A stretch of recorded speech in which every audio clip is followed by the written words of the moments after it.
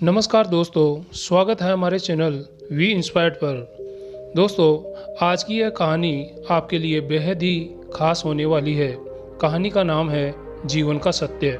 जो जीवन हम लोग जी रहे हैं, क्या वही जीवन की असली सच्चाई है या कुछ और? तो चलिए जानते हैं भगवान बुद्ध की इस कहानी से। बुद्ध के संग सबके लिए खुले रहते हैं। बुद्ध संघ का अर्थ है जो भी व्यक्ति बौद्ध भिक्षुक बनकर बुद्ध के साथ रहना चाहता हो, बौद्ध की शरण में आना चाहता हो। कुछ लोगों को बुद्ध सहज ही स्वीकार कर लेते हैं और संघ में रहने की अनुमति दे देते हैं, पर कुछ व्यक्तियों को वो कह देते हैं जाओ पहले एक रात शमशान में जाकर रहो। इसी तरह एक दिन एक व्यक्ति बुद्ध के पास आया और उसने बुद्ध के संघ में शामिल होने की इच्छा जताते हुए कहा, गुरुजी, मैं आपका शिष्य बनना चाहता हूँ। इस पर बुद्ध ने कहा, तुम्हें मेरा शिष्य बनने के लिए एक दिन पूरा शमशान में बिताना होगा और वहाँ जो तुम देखोगे, जो तुम महसूस करोगे, मुझे आकर बताओगे। उसके बाद ही तुम मेरे संग में शामिल हो सकते हो। व्यक्ति ने कहा, वहाँ भूत प्रेत होंगे, वो मुझे पकड़ लेंगे और जान से मार देंगे या जीवन नरक बना देंगे। भूत प्रेतों का खौफ उस व्यक्ति के चेहरे पर साफ साफ दिखाई दे रहा था। पर बुद्ध ने कहा, क्या तुमने भूत प्रेत देखे हैं? इस पर व्यक्ति ने कहा, नहीं, पर मैंने सुन रखा है और कुछ ऐसे लोगों को जरूर देखा है जिनमें भूत प्रेत आते हैं, उन्हें परेशान करते हैं और अजीब अजीब हरकतें करते हैं। इस पर बुद्ध ने कहा, फिर तो अब तुम्हारे पास ये सुनहरा अवसर है ये जानने के लिए कि क्या वाकई में भूत प्रेत होते हैं या नहीं। तुम एक रात शमशान में व्यतीत करो। वहाँ अगर तुम्हें कुछ ऐसा लगे कि वो भूत है तो तुम देखना कि वो कैसा दिखता है, और यदि ऐसा कुछ ना हो तो तुम यह जान पाओगे कि भूत प्रेत जैसी कोई चीज़ नहीं होती। इस तरह पूरी रात तुम जो भी अनुभव कर पाओ वो सुबह आकर मुझे बताना। बुद्ध की बातों से वो व्यक्ति जिज्ञासु हो जाता है और व्यक्ति बोलता है, ठीक है गुरुजी, अगर आप बोलते हैं तो मैं शमशान अवश्य जाऊंगा। मैं एक पूरा दिन और रात शमशान में गुजारूंगा। बुद्ध ने कहा, ठीक है, अभी तुम स्नान कर लो और आश्रम में जाकर भोजन करके आराम करो। कल सूर्य की पहली किरण के साथ तुम शमशान पहुंच जाओ। व्यक्ति के जाने के बाद बुद्ध ने अपने 4 शिष्यों में से एक शिष्य को बुलाकर कहा कि यह व्यक्ति कल शमशान जाएगा, तुम उसके पीछे जाना और उस पर नज़र बनाए रखना, पर ध्यान रहे उसे भनक तक ना लगे कि कोई उसका पीछा कर रहा है।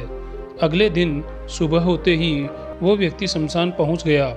बौद्ध भिक्षुक भी उस व्यक्ति का पीछा करते हुए एक जगह छुपकर उस व्यक्ति पर नजर रखने लगा। जब तक दिन था तब तक वह व्यक्ति शमशान में इधर उधर घूमता रहा। उसे खास वैसा कुछ दिखाई नहीं दिया और कुछ अनुभव नहीं हुआ, लेकिन जैसे जैसे सूर्यास्त के साथ अंधेरा होने लगा उस व्यक्ति की धड़कनें बढ़ने लगी। किसी तरह उस व्यक्ति ने पूरी रात शमशान में गुजार ली और सुबह होते होते वह बुद्ध के पास पहुंच गया। बुद्ध ने व्यक्ति से पूछा, बताओ शमशान में कैसा समय व्यतीत हुआ तुम्हारा? क्या अनुभव है तुम्हारा? क्या क्या देखा? इस पर व्यक्ति बोलता है, गुरुजी, जैसे ही मैं सुबह सुबह शमशान पहुंचा तो वहां कुछ घंटे बाद मुझे कुछ लोगों की भीड़ शमशान की ओर आती दिखाई दी जो एक अर्थी लिए आ रहे थे। मैंने जब उन लोगों को ध्यान से देखा तो उनमें से कुछ लोग बेहद ही दुखी, कुछ लोग सामान्य और कुछ लोग बेहद ही खुश थे। वो लोग उस मृत इंसान के बारे में बोल रहे थे कि इस व्यक्ति ने बहुत अच्छे कर्म किए हैं, बहुत किस्मत वाला है ये। इसके बाद उस मृत व्यक्ति के बेटे ने अपने वृद्ध पिता की चिता को अग्नि दी। अर्थी के साथ शमशान आए लोग कुछ देर वहीं खड़े रहे। चिता प्रचंड अग्नि की लपटों में धूं धूं करके जल रही थी। सभी लोग मायूस खड़े जलती हुई चिता को निहार रहे थे। जैसे जैसे चिता की अग्नि मंद पड़ने लगी, वहाँ मौजूद लोग भी जाने लगे। थोड़ी देर बाद वहाँ 2 अर्थी आई, जिसमें एक अर्थी किसी अमीर व्यक्ति की थी जो तरह तरह के फूलों से बहुत सजी धजी थी। उस अर्थी के पास बहुत से लोग थे और दूसरी अर्थी एक गरीब व्यक्ति की थी जो बेहद ही साधारण सी दिखाई दे रही थी और उसके आसपास गिने चुने लोग ही थे। अमीर व्यक्ति की चिता चंदन की लकड़ी पर जलाई गई, जबकि गरीब व्यक्ति की चिता साधारण लकड़ियों पर जलाई गई। पहले अमीर व्यक्ति की चिता को जलाया गया क्योंकि वो अमीर व्यक्ति था। उसके बाद गरीब व्यक्ति की चिता जलाई गई। दोनों व्यक्तियों की चिताएं जब जल गई तो सभी लोग शमशान से चले गए, लेकिन मैं वहीं खड़ा चिताओं को देखता रहा। अब बुद्ध ने कहा, तुमने उनकी चिताओं को देखकर क्या समझा, क्या अनुभव किया? इस पर व्यक्ति ने कहा, गुरुजी, दोनों की चिताएं समान थी, दोनों के ही शरीर उन चिताओं में समान तरीके से ही जल रहे थे। उसके बाद जब सब कुछ जलकर राख में बदल गया तो वो राख भी एक ही समान थी। गुरुजी, उसके बाद वहाँ पर एक औरत की आरती आई। उस औरत का पति बहुत दुखी था, फूट फूट कर रो रहा था। आरती के साथ शमशान में आए बाकी लोग भी बहुत दुखी थे। वो सभी उसके पति को सांत्वना दे रहे थे। मैंने उसमें देखा कि बहुत से लोग काफ़ी ज्ञानी थे, वो ज्ञान की बातें कर रहे थे। मैंने ध्यान से उनकी बातों को सुना तो वो बोल रहे थे कि आरती की सवारी करते हुए मृत्यु होकर एक दिन सबको आना ही है। जीवन हमें इंसानियत और परोपकार से जीना चाहिए, अधर्म कर्म से दूर रहना चाहिए, किसी को कभी कष्ट नहीं देना चाहिए। धन के पीछे हमेशा भागकर जो हम अपने जीवन का सुख चैन गवा बैठते हैं और अंत में जो भी धन इकट्ठा करते हैं वो सब कुछ तो यहीं धरा का धरा रह जाता है। गुरुजी, उसके बाद शमशान में कोई आरती नहीं आई। इस पर बुद्ध ने पूछा, तुम सारी रात वहाँ रहे तो क्या कोई भूत प्रेत तुम्हें दिखाई दिया? व्यक्ति बोलता है, नहीं, वहाँ मुझे कोई भूत प्रेत नहीं दिखा। हालांकि मन में एक डर तो था, पर सच कहूँ तो पूरी रात में अपने आप से ही डरता रहा। कभी हवाओं से हिलने वाली पत्तों की आवाज़ से, तो कभी वहाँ आसपास मौजूद जीव जंतुओं की आवाज़ से डरता रहा। सारी रात सहमा रहा, लेकिन पूरी रात में मुझे कोई भूत प्रेत नजर नहीं आया। बुद्ध ने उस व्यक्ति से कहा, ठीक है, अब तुम जाओ और आश्रम में आराम करो। कल फिर तुम्हें पूरा दिन और रात शमशान में बिताना होगा। अब वो व्यक्ति यह सुन बोला, आप कैसी बात कर रहे हैं गुरुजी? आपके ही कहने पर आज पूरा दिन और पूरी रात में शमशान में ही पड़ा रहा। वो समय मैंने कैसे काटा है मैं ही जानता हूँ। अब मैं दोबारा वहाँ नहीं जाऊँगा। बुद्ध ने कहा, देखो, जो खास चीज़ मैं तुम्हें बताने वाला हूँ वह अभी तक तुम्हें नहीं मिली है। जब तक वो चीज़ तुम्हें नहीं मिल जाती मैं तुम्हें संग में शामिल नहीं कर सकता। तुम एक दिन और वहाँ रुको, तुम्हें वो अवश्य मिल जाएगी। व्यक्ति बोला, ठीक है, मैं कल एक दिन और रात और व्यतीत कर लूँगा शमशान में। अगले दिन सुबह वो व्यक्ति बुद्ध का आशीर्वाद लेकर फिर से शमशान पहुँच गया। एक पूरा दिन और रात बिताकर वो व्यक्ति अगली सुबह फिर बुद्ध के पास पहुँचा, लेकिन इस बार उस व्यक्ति के चेहरे पर एक अलग ही तेज था, एक अलग ही खुशी झलक रही थी, मानो उसे वो मिल गया हो।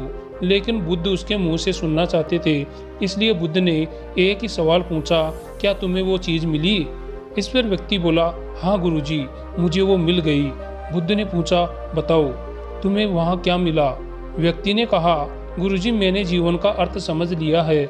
मैंने वहाँ देखा कि कुछ लोग शाम को मुझे आरती पर लेकर आ रहे हैं। मुझे 4 लोगों ने अपने कंधों पर उठा रखा है और मेरे पीछे कुछ 15-20 लोग भी रोते बिलखते चल रहे हैं। मेरे पिता आरती के आगे चल रहे हैं। कुछ लोग राम नाम सत्य बोलते हुए मेरे ऊपर फूल फेंक रहे हैं। मेरे सभी रिश्तेदार बहुत दुखी हैं।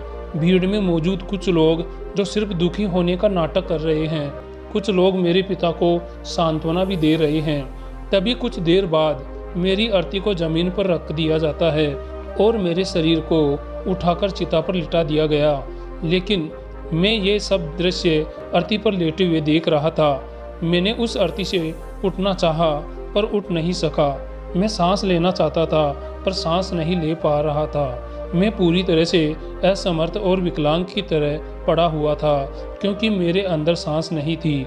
मैं अपने पिता को गले लगाना चाहता था लेकिन मैं उठ नहीं सकता था। मैं भाई को गले लगाकर यह कहना चाहता था कि तुम अपना और माता पिता का ध्यान रखना।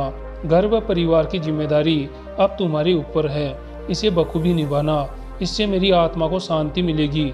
कुछ समय बाद मेरा मुंह कपड़े से ढक दिया गया और शरीर के ऊपर कई लकड़ियां रख दी गई। मुझे अब कुछ दिखाई नहीं दे रहा था। फिर उसके बाद मुझे अत्यंत गर्मी महसूस हुई। मुझे एहसास हुआ कि मुझे अब जलाया जा रहा है। धीरे धीरे लकड़ियों के साथ मेरा पूरा शरीर जलने लगा। मेरा दम घुट रहा था, मैं उठना चाहता था। आखिर अग्नि ने प्रचंड रूप ले लिया और धीरे धीरे मैं भी उस अग्नि में पूरी तरह खो गया। पूरी रात मैं खुद को ऐसा ही जलता देख रहा था। मैंने देखा कि अंतिम रूप में मैं एक राख बन चुका हूँ। उस पूरी रात ना तो मैं डरा और ना ही मुझे डर का एहसास हुआ। जब आंखें खुली तो एक तीव्र रोशनी मेरे आंखों पर पड़ी। मैंने देखा कि ये तो मैं हूँ, वो भी शरीर के साथ। मुझे बहुत खुशी का अनुभव हुआ। उसके बाद मेरे मन से ना जाने कितने ही भ्रम समाप्त हो गए और मैं आपके पास आ गया। बुद्ध मुस्कुराए और बोले कि तुम अब संघ में शामिल हो सकते हो, क्योंकि तुमने अब ज्ञान रूपी उस बीज को प्राप्त कर लिया है जिसमें शरीर को भूलकर स्वयं को जानने की इच्छा होती है। इस ज्ञान की प्राप्ति के लिए मैंने तुम्हें शमशान भेजा था, जहां अंततः तुमने ये जाना कि शरीर नश्वर है, नेत्रों से दिखने वाली हर चीज नश्वर है। शमशान आने वाला हर व्यक्ति भी यह समझ रहा होता है, पर शमशान से वापस जाते ही वो सब भूलकर पुनः उन्हीं गलत क्रियाओं में लग जाता है, जैसे झूठ बोलना, लूट घसोट, अधर्म, लालच, लालसा, बुराई, क्रोध, अपशब्द, अहंकार, ईर्ष्या इत्यादि। नाना प्रकार की बुरी भावनाओं से बुरे कर्मों को अंजाम देते हैं। किंतु अब तुम्हारे अंदर ज्ञान का वो बीज अंकुरित हो चुका है जिसमें हम जीवन को तब तक नहीं समझ सकते जब तक मृत्यु को निकट से देखा व समझा ना जाए। अच्छे स्वास्थ्य की कीमत वही समझ सकता है जो अत्यंत बीमार हो या जो लंबे समय से बुरे स्वास्थ्य से जूझ रहा हो। ठीक उसी तरह जीवन का महत्व वही समझ सकता है जो मृत्यु से रूबरू हुआ हो या जो मृत्यु को समझ चुका हो या एहसास कर चुका हो। अब तुम्हें इसी बीज को लक्ष्य बनाकर ध्यान की मदद से स्वयं को और जानना है और ज्ञान की उस सीमा पर पहुंचना है जिसे जानने के बाद कुछ भी शेष नहीं रह जाता। कोई इच्छा, कोई लालसा शेष नहीं रह जाती। मन हर विचारों से मुक्त हो जाता है, सब शून्य में समाहित हो जाता है। मन में जिज्ञासा का कौतूहल शांत होकर ज्ञान रूपी शांति में बदल जाता है। यही से परम शांति, सुख सुकून का आनंद और अनुभव प्राप्त होना आरंभ होता है। तो दोस्तों, आज आपने इस जीवन का सत्य कहानी से क्या सीखा, कृपया कमेंट में ज़रूर बताइएगा।